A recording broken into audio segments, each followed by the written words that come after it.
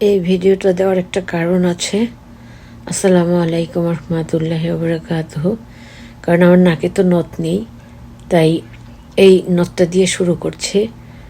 আমি অনেকগুলো নথ নিয়ে তোমাদের সাথে খুব শীঘ্র ইনশাল্লাহ চলে আসবো সেল করার জন্য। সেখানে স্পষ্টই লেখা আছে 24 ক্যারেট গোল্ড, মানে ক্যাটাগরির আর কি। মানে তার মানে হচ্ছে এখানে গোল্ডের পানি দিয়ে ধোয়া সেই এই যে নোসপিনগুলো।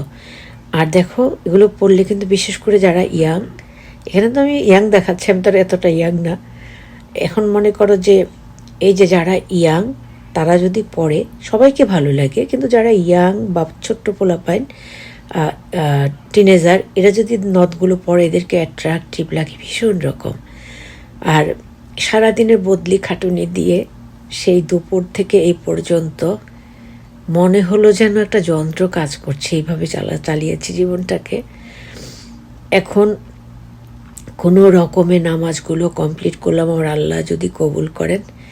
আর এটা আমি ভিডিও দিতে চেয়েছিলাম, একটা সাধারণ ভিডিও, কিন্তু এখানে দেখলাম যে এই নথটা দিয়ে একটা আছে স্ন্যাপচ্যাটে, সুতরাং নথের একটা আমি দিয়ে দিলাম।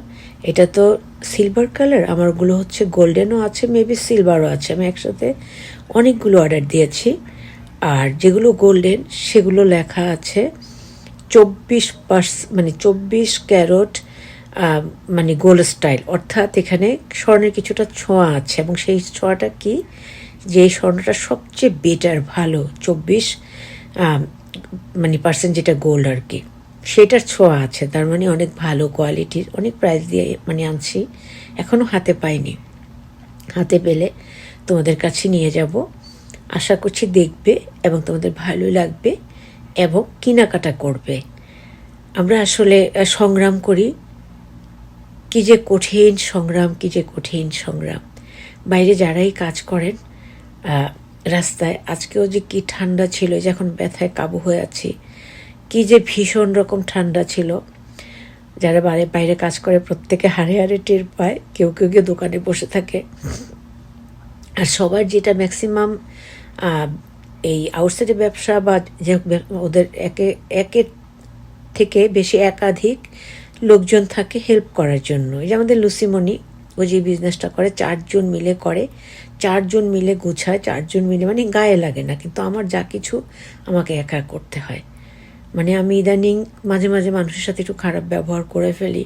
পরে যে আজকে নামাজে বসে খুব মন খারাপ হলো, যে এটা তো ঠিক না, কারোর সাথে খারাপ ব্যবহার করা উচিত না। কিন্তু এই আইডি দিয়ে যখন এসেছি, এটা দিয়ে একটু কথা বলে নেই। সবাই মিলে গুছিয়ে করে তো, কারো ভালো না লাগলে দেখা যায় একটু বসে থেকে আরেকজন করে, আবার কখনো সবাই মিলে করে, এরকম করে সবাই সবাইকে হেল্প করে। কিন্তু আমি একা হাতে সব সামলাই, আমার সাথে থাকেন শুধু আমার আল্লাহ। আর এখানে অনেকেই আছে যাদের নামগুলো স্মরণ করেছি অনেকবারই, কিন্তু এখন যার কথা বলবো সে একটু অন্যরকম বলতে সে ভিডিও করতে চায় না। কিন্তু মেয়েটা যে কি ভালো মায়াবী, এই দিক থেকে আমি বলবো খুব ভালো একটা মেয়ে, ভীষণ মায়া তার শরীরে। সে কাজ করে বেরিয়েছে, তারপরও সে দাঁড়িয়ে আছে কেন জানো তো? আপুকে, তখন বাজে প্রায় 10:30 রাত, আপুর ট্যাক্সি আসবে, আপুকে ব্যাগগুলো ট্যাক্সিতে তুলে দিবে। তার নাম হচ্ছে ফাহমিদা, আমার খুব আদরের একটা বোন। তারপরে 2 দিন খলিল ভাইও তুলে দিয়েছিলেন। আর ও যখন ওর কাজ ছিল না তখন তো প্রত্যেকটা দিন এই কাজ করত। তারপরে আছে জুবাইর, এবার জুবাইরের সাথে আসতে পারছি না কারণ সে সময় দিতে পারছে না। সবাই লাইফে কত রকমের ঝামেলা থাকে, এবার আমাকে প্রতিদিনই ট্যাক্সি কল করে আসতে হয়। যখন মনে হয় যে 5-6টা ব্যাগ আমাকে গাড়িতে উঠাতে হবে, এই যে আঙ্গুল একটা ফুলে কলা গাছ হয়ে আছে, তারপরে দেখো এই জায়গাটা মানে একদম বিষাক্ত হয়ে আছে। কারণ আসলে একটা মানুষ তো, আর বিশেষ করে মহিলা মানুষ, আর আমার রোগটাই ব্যথার রোগ। সব ওষুধ আজকে খেয়েছি, তারপরেও আলহামদুলিল্লাহ আল্লাহ ভালো করে দিবে ইনশাআল্লাহ। বোনটার জন্য এই জন্য মায়া লাগে। ও দাঁড়ায় আছে, খলিল ভাই বলছেন বাসায় চলে যায়, কয় যান আমি আছি তো। এই যে কথাগুলো, এরকম অনেক মানুষই আছে। তবে আমাদের এই ফাহমিদা, আরও কিছু কিছু মানুষ, আমি এই মুহূর্তে, আমি সবার নামই প্রচার করি, এই মুহূর্তে ভুলে গিয়েছি, কিন্তু অনেকেই আছে। এরকম বিভিন্নভাবে হেল্প করতে চায়। আর কেন কারোর সাথে যে বললাম যে একটু মেজাজ করে ফেলি, বাসা থেকে চুলার কাজ থেকে মনে করো 4 ঘন্টা নন স্টপ কাজ করে খাবারও খেতে পারি না। বাসা রান্নাও তো করতে হয়, তাই না? আমার হাজব্যান্ড আমাকে হেল্প করে কাটাকাটিতে, ও রান্না কিছু করতে পারে না, কাটাকাটি হেল্প করে, ধোয়াধুইতে হেল্প করে। জাযাকাল্লাহু খায়রান ফর হিম, আমিন সুম্মা আমিন। কিন্তু তারপরেও কাজ করতে করতে এমন হয়ে যায় যে খাবো সেই সুযোগটা থাকে না। একটু দুধ চা পছন্দ করি, সেটাও খেতে পারি না। তারপরে যেটা করলাম, সব কাজ করে কাজে নিয়ে গেলাম। যাওয়ার সময় যে আজকে আমার 5টা মেডিসিন ছিল, এটা খুব একটু ডেঞ্জারাস মেডিসিন। ওরা বলছে একদম ভরা পেট খাবার খেয়ে খাবেন। আমি সেখানে নাস্তাই খেতে পারিনি। আল্লাহ মাথায় একটু বুদ্ধি দিল। তারপরে 1 গ্লাস দুধ খেলাম, ডিম পোস্ট খেলাম, খেয়ে কাজে চলে গেলাম। কাজে চলে গিয়ে ওখানে তারপরে পেয়ারা নিয়ে ভিডিওটা কোথায় শেষ করেছি ঠিক মনে নেই। যাই হোক, তোমরা ভুলভ্রান্তি ক্ষমা করে দেখবে, কারণ আবার চেক করে আবার ভিডিওতে আসা সম্ভব না। তারপরে বাসায় এসে এতগুলো জিনিস থেকে, ব্যাগ থেকে সব নামিয়ে ক্লিন করে গুছিয়ে তারপরে উপরে এসে নামাজে বসতে হয়। এই যে সারাদিন পর এখন মনে হয় একটু রিল্যাক্স পেলাম, কিন্তু তারপরও রিল্যাক্স না, এখন শরীরটা একদম ক্লান্ত হয়ে পড়েছে। আর যে কথাটা বলছিলাম, এই যে ফাহমিদা, ওকে চাই ওকে নিয়ে একটু ভিডিও করি, বলে কি আপু আমাকে ভিডিওতে তুমি আইনো না। আর এত চঞ্চল, এত মায়াবী একটা মানুষ, ওরা যে উপকার করে, জাযাকাল্লাহু খায়রান ফর দেম, আমিন সুম্মা আমিন। আর এবার আসি একটু খারাপ ব্যবহারের কাছে। অনেকেই আছেন, বাঙালি তো, তা মনে করে বাঙালি হিসেবে একটু গল্প করি, হয়তো কিছুই কেনে না, কখনো কিছুই কেনাকাটা করে না, হয়তো কিনে খাবারও খায় না বা কিছু কেনাকাটা করে না, কিন্তু শুধু গল্প করতে চায়। এখন আসলে আমরা ব্যস্ত মানুষ তো, দেখা যায় সময় দিয়ে হাসি মুখে 2-4 মিনিট পার করে, কিন্তু তারপরও গল্প শেষ হয় না, চলতে থাকে এরকম। তখন আর ভাল লাগে না, তখন মাঝে মাঝে না রাগ করে ফেলে। কিন্তু আজকেও এসে নামাজে বসে মনে হলো না, এটা তো ঠিক না, এটা তোমাদের নবীজির শিক্ষা না, এটা তোমার আল্লাহর শিক্ষা না। আল্লাহ যেন মাফ করে দেন। আর হলো কারোর সাথে যে এরকম খারাপ ব্যবহার, খারাপ ব্যবহার বলতে ওইটা ওরকম রাফ করতে পারি না, হয়তো বলি যে আপু ভাল লাগছে না বা ভাইয়া ভাল লাগছে না কথা বলতে, এরকম বলি আর কি। তখন তারা মনোকষ্ট পায়, এটাও ঠিক না। যাই হোক, আজকে গত 3 দিন একেবারে লসের খাতায় নাম লিখে ফেলেছি। তা আজকে একটু বিক্রি করেছি, বিক্রি করলেও যেটা হবে, হয়তো ধরো বিক্রি করেছে $70, ফুড তো এটা আসলে, কিন্তু কেনাকাটা করতে হবে আমাকে, ফুড এবং ফুডের জন্য অন্যান্য জিনিস কেনাকাটা করতে হবে মিনিমাম $150। কিন্তু এটা থেকে কি হবে, আস্তে আস্তে এখন তো আজকের বললাম না প্রচণ্ড ঠান্ডা, তবু আজকে মাসাল্লাহ ঠান্ডার মধ্যেই অনেকেই খেয়েছে আলহামদুলিল্লাহ। কিন্তু প্রচণ্ড ঠান্ডা, এই ঠান্ডার মধ্যে কাজ করাটা ভীষণ কষ্ট।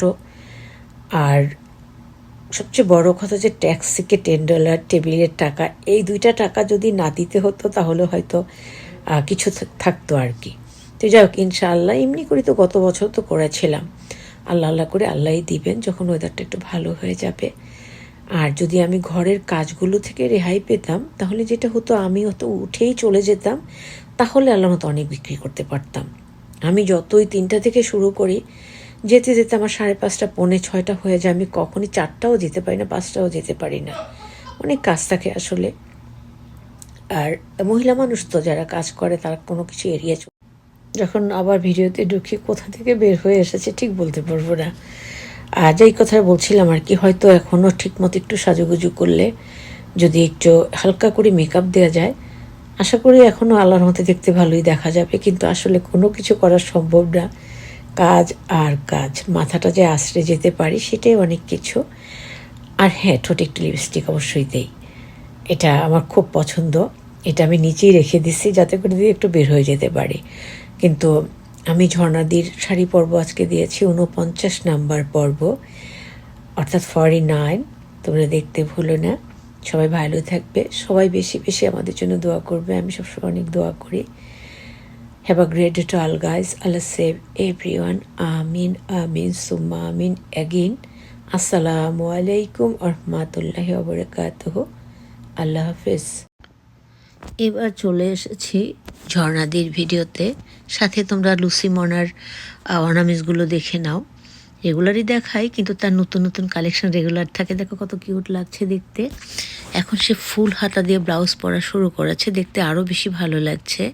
আগে শর্ট হাতা পরতো, হাতগুলো দেখতে ভালো লাগতো না, কিন্তু এখন ফুল হাতা পরাতে মানে লুকস সো প্রিটি। আর শাড়িটা, আজকে শাড়িটা খুবই সুন্দর, শাড়ির সাথে একদম ম্যাচ করে অর্নামেন্টস পরেছে, যেটা সে বরাবরই করে থাকে। সেজন্য মানে সময় নেই, তারপরও বললাম দিদিভাই একটু দাঁড়া, আমি হাতে গ্লাভসটা খুলে তোমার একটু ভিডিও করি। আমার দিদিভাই একটু দাঁড়ালো, আমি একটু ভিডিও করে নিলাম তোমাদের সাথে, কারণ তার শাড়িগুলো শো করতে ভালো লাগে। আর ওই যে বললাম একটু গিনিস বুকে দেখা যাক না, নাম ওঠানো যায় কি না। আজকে তো আমরা 49 নম্বর শাড়ি শো করে ফেলতেছি। এমনি করে ইনশাআল্লাহ, এই তো সামার চলে আসতেছে, এমনি করে অনেক শাড়ি শো করব। আর হয়তো বা কখনো কখনো সেটা গিনিস বুকের নজরে চলে আসবে, এবং আমার স্বপ্নটা হয়তো পূরণ হবে ইনশাআল্লাহ। আর দেখো আমাদের লুসির গহনাগুলো, ওর কালেকশন আনলিমিটেড। ওরা দোকান নেওয়ার চেষ্টা করছে। এই যে আমাদের রেখা কাল্লা মাত্র আসছে। ওরা দোকান নেওয়ার চেষ্টা করছে, কিন্তু ওদের টার্গেট হচ্ছে একেবারে এই এলাকাটাই দোকান নিতে চায়। এলাকাটা হচ্ছে ভীষণ বিজি এলাকা, এখানে দোকান পাওয়াটা টাফ, আর এখানে দোকান নিতে অনেক টাকা লাগে। সো ওরা একটু সময় নিচ্ছে, তবে আশা করছি খুব শীঘ্রই ওরা দোকান নিয়ে ফেলবে ইনশাআল্লাহ। কারণ ওদের দোকান নেয়ার মতো পর্যাপ্ত পরিমাণে ওদের অর্নামেন্টস থেকে শুরু করে স্যান্ডেল, জুতো, শাল এটসেট্রা অনেক কিছু আছে। আর নিউ নিউ কালেকশন আছে অনেক, তোমরা তাদের থেকে কেনাকাটা করবে। যারা কেনাকাটা তো করো, দোকান থেকেও করবে, আমরা যারা ক্ষুদ্র ব্যবসায়ী আমাদের থেকে একটু করবে, তাহলে যে আমাদের লুসির আবার আল্লাহর রহমতে ভালো বিক্রি হয় ইনশাআল্লাহ, আলহামদুলিল্লাহ। ইনশাআল্লাহ আমাদের থেকে নিবে, তাহলে আমাদের কিছুটা উপকার হবে। আল্লাহ হাফেজ।